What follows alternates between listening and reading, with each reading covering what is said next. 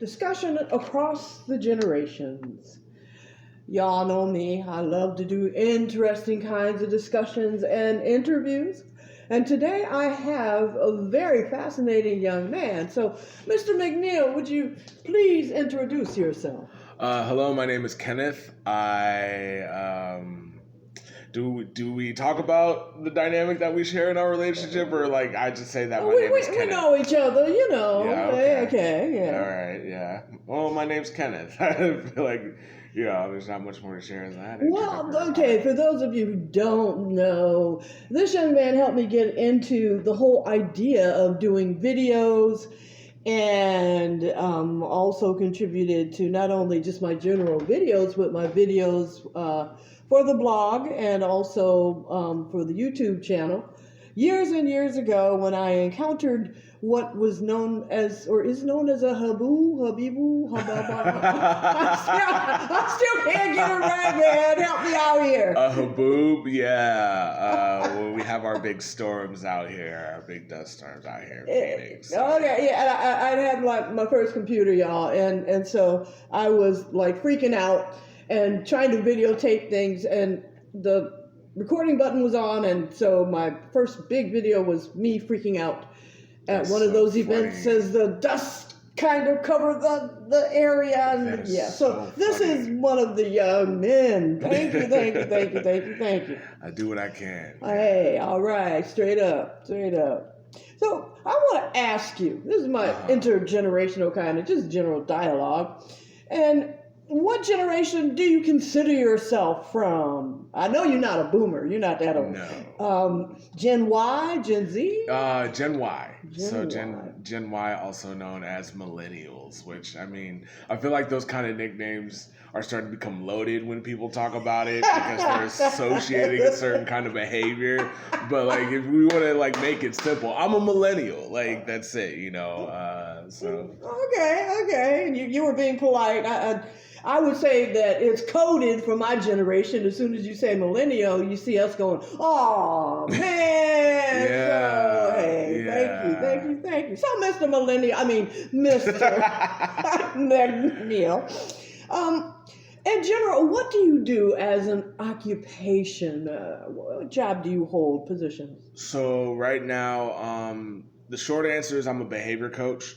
The long answer is that I'm a stabilization provider. So what I do is I work with families or schools or group homes that have children with severe behavioral issues, help them to kind of stabilize their behavior, kind of decrease the intensity of, their escalation so that they can qualify for long-term services. So that's my job. That's your job. It's a very difficult job. Oh, absolutely. But I do love it. I do enjoy it. I'm able to help out a lot of people, help out a lot of kids. And, with the way that things are set up with my job and the company that I work for, we're able to help a lot of families in, lower socioeconomic conditions that normally wouldn't be able to get help. So that's been very nice as well. Oh, good. I'm highly impressed already, everybody, but I'm biased, but helping students, just general young people in that particular category is so important right now. Yeah, so absolutely. 100%. So you already said you liked your job. What about your job besides helping and, planning, I guess, do you sometimes do, or creating programs? Do you get involved with any of that? It's actually a little bit more direct than that. So, like, I'll be going into the homes or the schools and directly intervening, teaching the kids skills on how to regulate themselves, on how to handle situations better, different things like that. But I also work with what we call, or what we like to say is like working with the environment. And what we mean with the environment is not only the physical space that they're in, whether that be like access to sensory toys or a space where they can go to kind of go and calm down and regulate themselves. That also means working with the people that are in charge of caring for them to respond better to escalations, to behaviors. So what that may look like, because parenting is hard, it is very difficult. A lot of times, I deal with parents that are very burnt out. Oh. And so what'll happen is the client may start to have a behavior, and then the caregiver or parent, we use caregiver as like a synonymous kind of like term for whoever is caring for the child, but let's just say the parent may already get upset, already get activated, start raising their voice all immediately. And it's like, after those, I get to come in between that and say, okay, I understand that you're burnt out. I understand that you dealt with this a lot, but maybe wait to listen to what the kid has to say before we respond to what they're doing. Hey, when you raise their voice, they get defensive. They start raising their voice. We're going up and up and up. So let's try to keep, the tone down. Or even sometimes like one thing. So we have what we call the PBS model, which is the positive behavioral support, which is instead of focusing on, negative consequences that can be, probably punitive in a way. It's like, how do we help the client know that they can positively have their needs met? And identifying, it's like, okay, when they're doing this, this is potentially why they're doing it. This is the need that they're wanting to fulfill. How do we either let them know that they can positively get this done, or, meet that need with another activity that is more positive and stuff like that, that prevents them from having these escalations? And, working with our generation, do you hear that out there, y'all? We trigger really easily, and with our kids, we need to just slow our roll. We need to step back a little bit, because I think sometimes we forget when we raise our voice, we're being intense, and that's what we call it. But we're actually triggering someone else as we're being triggered, because we cause ourselves to get really riled up. So I think that's an impressive, model to work with. And again, that should be around some workplaces. I'm not saying anything, colleagues, but you know what I'm saying here. And especially because like the kids that we work with, they have their different diagnoses and stuff like that. So, we work with a lot of like the neurodivergent population and all that other stuff. And one thing I have to remind parents is like, what you're expecting them to get from these interactions is not what they're putting together. Yes. But even with kids that are, more, quote, neurotypical, I don't like that term.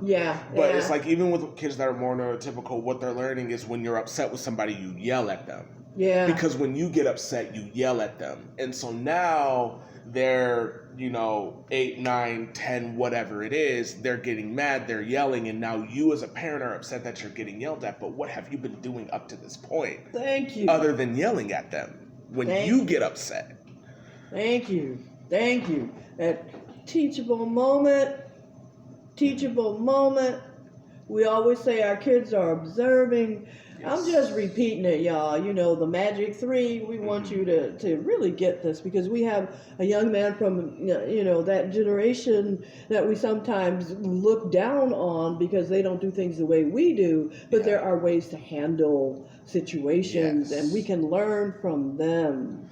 Now, what in your basic experience seems to be the biggest challenge for your generation, not just the population you work with, but for your generation in general, in getting out there into workplaces like this and actually doing something a little bit different than focusing always on being on social media and concentrating on social media, but actually stepping aside and saying, I want to give to others? That's a really interesting question, because I think that, as much as people don't want to admit it, or older generations don't want to admit it, millennials, Gen Y, have been through a lot in a short amount of time. Thank you. In the sense of like, and walk with me a little bit, just take a journey with me, where it's like, we've been through so many, what it feels like, life-altering things, almost back to back to back to back to back, where it's like, one thing I've noticed is that as a generation, we're a very anxious generation of Yeah. people. Yeah. Not everybody, and everybody feels it differently, but it's always just like there's always something going on. And I think that you Yeah. know you Yeah. may encounter it, you know, with what you do of just talking to people, and you're Right. like, Right. oh my Oh yeah. gosh, you all are freaking out all the time, but it's like there was always something going on Yeah. all the time. Yeah. And so I think what happens is that when we talk about social media and things like that, it's like I feel like people typically use social media in one of two ways. It's either to turn their brain off in kind of escapism, or it's a way to tune in. And both of those are not always the healthiest ways. I think being informed is important, Yes. absolutely.